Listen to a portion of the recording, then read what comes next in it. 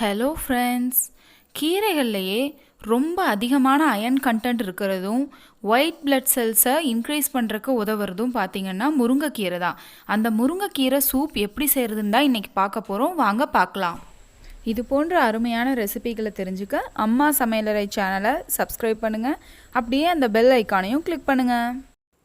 தேவையான பொருட்கள் என்னென்னு பார்த்துடலாம்.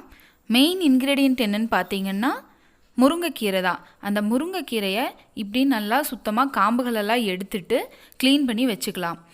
இது சூப்புக்கு தான் போடுறோம் அப்படிங்கிறதுனால இளந்தண்டுகள், அதுக்கப்புறம் அந்த கொழுந்தோடு இருக்க தண்டுகள், காம்பு இதுகள் எல்லாத்தையுமே சேர்த்திக்கலாம். அது உடம்புக்கு ரொம்பவுமே நல்லது தான்.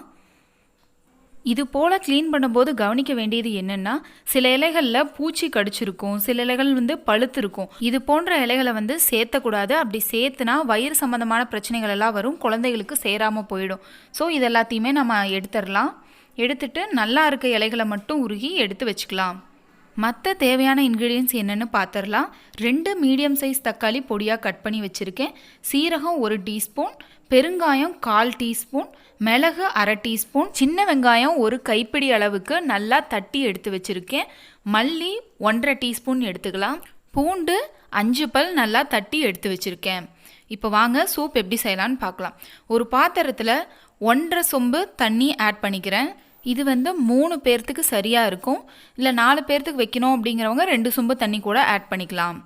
இப்போது கழுவி சுத்தம் பண்ணி எடுத்து வச்சுருக்க முருங்கைக்கீரையை இதோட சேர்த்திக்கிறோம்.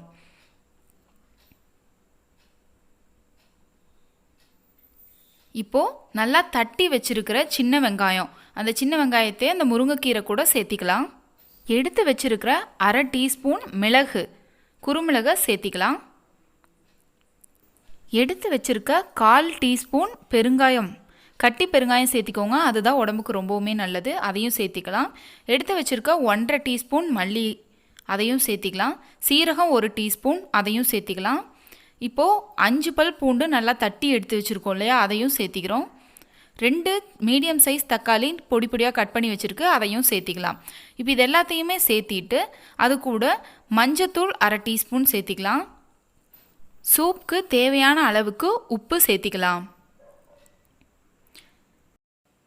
இதோட காரத்துக்கு 1 வரமிளகாயை 2ஆக கட் பண்ணி இதில் சேர்த்திக்கிறேன்.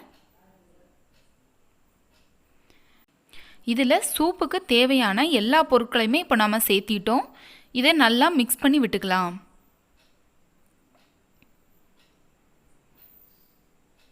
இதை நல்லா மிக்ஸ் பண்ணி விட்டு நல்லா கொதி வர வரைக்கும் வேக விடணும். இப்போ பாருங்கள், நல்லா கொதிச்சு வருது. இது இன்னுமே நல்லா வேக விடணும். முருங்கைக்கீரை வெந்ததுமே அதோட கலர் மாறும், அப்போ தான் நல்லா வெந்துச்சுன்னு அர்த்தம்.